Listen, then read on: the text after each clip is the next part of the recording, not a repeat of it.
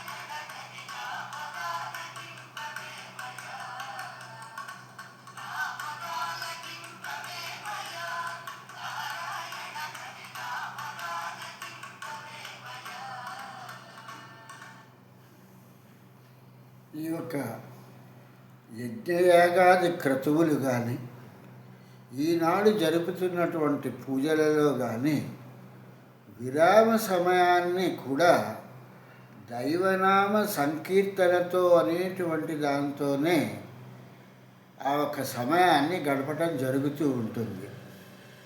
ఒక అయ్యప్ప పూజ చేస్తూ ఉంటే పూజ తీర్థం ప్రసాదంగా చేస్తున్నారు. అలా కాకుండా చెప్పాల్సి వస్తే పూజ అంతా కూడా పరిసమాప్తమైన తర్వాత ఈ యొక్క భజన కార్యక్రమాన్ని తీసుకుని భజన ముగిసిన తర్వాత మాత్రమే మంత్రపుష్పము తర్వాత హారతి ఇచ్చేటువంటి రోజులు పూర్వం ఉండేటువంటివి. అలాగే యజ్ఞయాగాది క్రతువులు జరిగేటప్పుడు ఒక చక్కని యజ్ఞ తర్వాత కాలంలో ఒక చక్కని గానాన్ని లేకపోతే ఒక ప్రవచనాన్ని ఆ దైవాన్ని గురించి ఆ ఒక ఏదైతే ఎవరి గురించి అయితే వీళ్ళు యజ్ఞాన్ని చేస్తున్నారో ఆ యజ్ఞానికి సంబంధించినటువంటి విషయం గురించి మాట్లాడేటువంటి విషయంలో ఉండేటువంటిది. కానీ రాను మన పరిస్థితులు ఇప్పుడు ఎలా తయారయ్యాయంటే పూజ జరుగుతూ ఉండగానే భజన కార్యక్రమాన్ని కూడా మనం చేసేసి రెండూ కూడా ఒకే సమయంలో పూర్తయ్యేటట్టుగా అటు మంత్రం ఏం చదువుతున్నారో వినిపించదు, ఇటు భజనలో ఏం పాడుతున్నారో కూడా వినిపించినటువంటి గందరగోళ పరిస్థితిలో మనం కార్యక్రమాన్ని చేస్తున్నాము.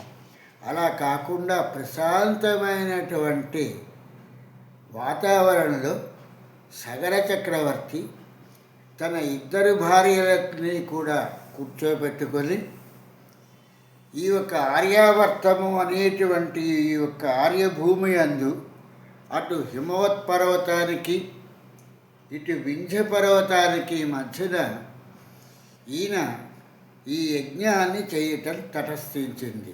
ఈ చేస్తున్నటువంటి ఈ యొక్క కాలంలో ఈ యజ్ఞాన్ని తన పౌత్రుడైనటువంటి ఆ ఒక్క పౌత్రు అంటే ప్రథమ భార్య అందు పుట్టినటువంటి ఆ కుమారుడిని తాలూకు కుమారుడితో మనవడితో ఆ యజ్ఞవేదికని రక్షించమని చెప్పేసని మిగిలినటువంటి 60,000 మంది కుమారులని కూడా ఆ యజ్ఞస్థలి యందు ఉండమని చెప్పేసని సగర చక్రవర్తి ఈ యజ్ఞాన్ని ప్రారంభించారయ్యా అని చెప్పేసని రాముడికి విశ్వామిత్రుల వారు చెప్తున్నటువంటి ఈ యొక్క కథాగమనాన్ని రాముల వారు ఎలా వింటున్నారంటే విశ్వామిత్రులే ఆశ్చర్యపోయారు. సర్వజ్ఞుడైనటువంటి రాముడు ఏమీ తెలియని వారికి వల్లే ఈ కథాగమనాన్ని రాముడు వినటం జరుగుతున్నటువంటి ఆ తరుణాన్ని చూసి విశ్వామిత్రుల వారే ఆశ్చర్యచకితులయ్యారు. ఇంత విరాట్ పురుషుడైన తాలూకు అవతార పురుషుడైనటువంటి రాముడు ఎంత నిర్వికారంగా ఈ కథను వింటున్నాడు. ఈ యొక్క తమ వంశవృత్తాంతానికి సంబంధించిన కథని అని చెప్పేసని విశ్వామిత్రుల వారు అనుకుంటూ కథాగమనాన్ని చెప్పటం ప్రారంభించారు. ఈ యజ్ఞాన్ని చేస్తున్నటువంటి సమయంలో ఇంద్రుడు సగర చక్రవర్తి చేస్తున్నటువంటి యజ్ఞం మూలంగా తనకేమైనా చేటు వాటిల్లుతుందేమో అని చెప్పేసని అనుకుని ఈ ఇంద్రుడు ఒక పర్వదినమున ఈయన ఆ అశ్వాన్ని తీసుకువెళ్ళిపోవటం జరిగింది. యజ్ఞం ప్రారంభించి ఎంతో కడు నిష్ఠతో యజ్ఞాశ్వానికి తన తాలూకు పుత్రులందరినీ కూడా వాళ్ళని కాపలా ఉంచి ఈ సగర చక్రవర్తి ఈ యొక్క యజ్ఞాన్ని అశ్వమేధ యాగాన్ని అనేటువంటి యాగాన్ని చేస్తూ ఈ యజ్ఞ పశువుని ఉచ్చద్దము అనేటువంటి పర్వదినంలో ఇంద్రుడు అపహరించటం జరిగింది. అపహరించినటువంటి ఆ మరు నిమిషంలోనే ఆ ఋత్విజ్ఞులందరూ కూడా ఈ యొక్క సగర చక్రవర్తికి చెప్పటం జరిగింది, మహారాజా, అశ్వము ఇప్పుడే ఈ క్షణమే అపహరించబడింది. అపహరించబడినటువంటి అశ్వం మీరు యజ్ఞములో నుంచి కదలకుండా అశ్వాన్ని తెప్పించండి అని చెప్పి ఋత్విక్కులు చెప్పటం జరిగింది.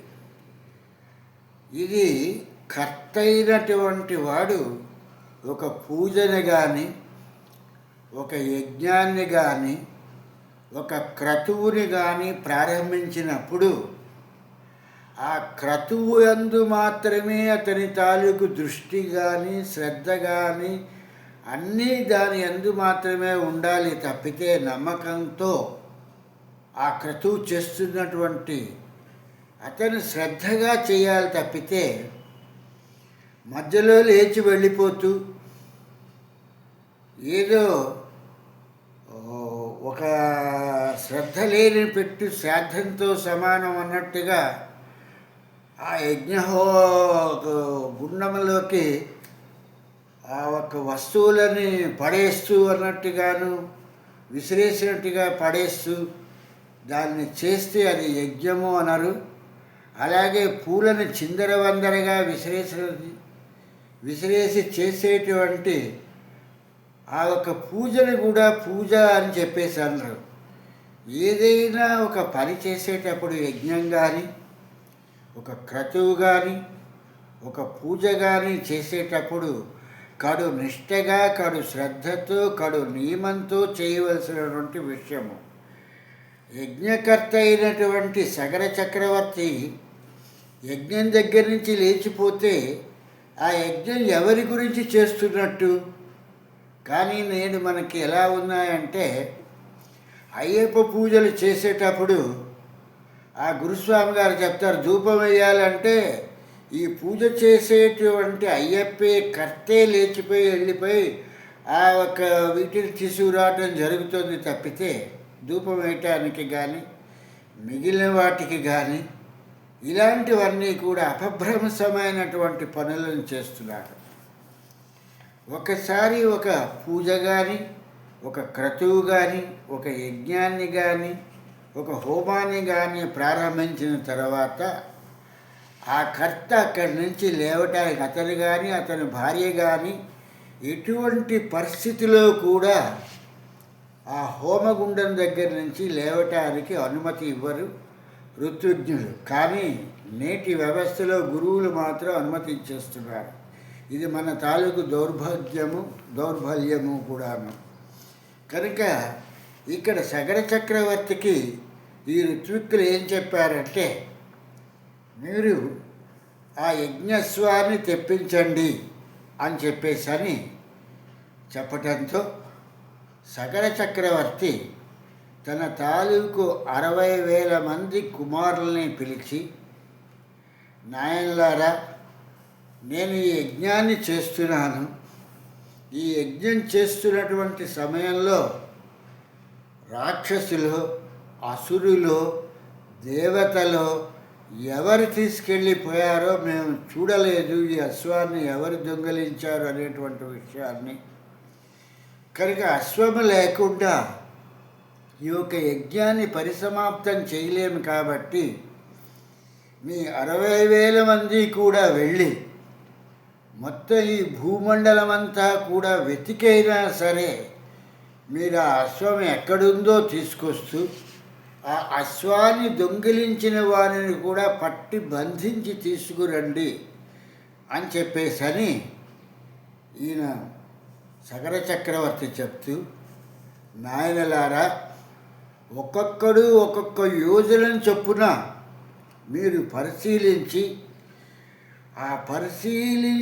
ఎలాగైనా సరే అశ్వాన్ని మాత్రం తీసుకుని రాకుండా మాత్రం రావద్దు. అశ్వముతోనే ఈ ఒక్క యజ్ఞ పరిసమాప్తి జరుగుతుంది కాబట్టి అశ్వాన్ని తప్పకుండా తీసుకురండి అని చెప్పేసని ఈ సగర చక్రవర్తి తన తాలూకు 60,000 మంది పుత్రుల్ని కూడా ఈ మహీమండలమంతా కూడా వెతకమని చెప్పేసరి పంపించడం జరిగింది.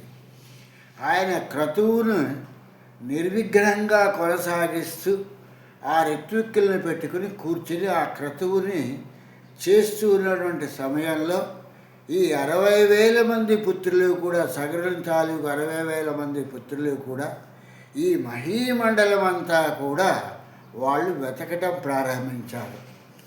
ఈ వెతుకుతున్నటువంటి సమయాన్ని మనం మళ్ళీ రేపు దీని గురించి చెప్పుకుంటూ ఏమైనది అనేటువంటి విషయాన్ని మనం చక్కగా తెలుసుకుందాము.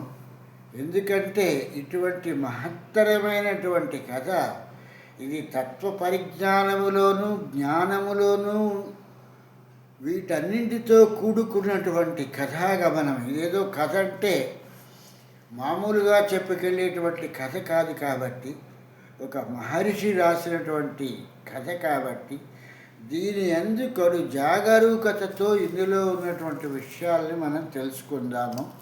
అంతవరకు కూడా ఆ వెంకటనాథుడి అనుగ్రహంతో మనం రేపు ఈ కథని ఆ స్వామి అనుగ్రహంతో వినటానికి మనకి అనుజ్ఞ ఇవ్వమని ఆ అయ్యప్పని వేడుకుంటూ మానసికంగా స్వామి శరణం, స్వామి శరణం, స్వామియే శరణం అయ్యప్ప.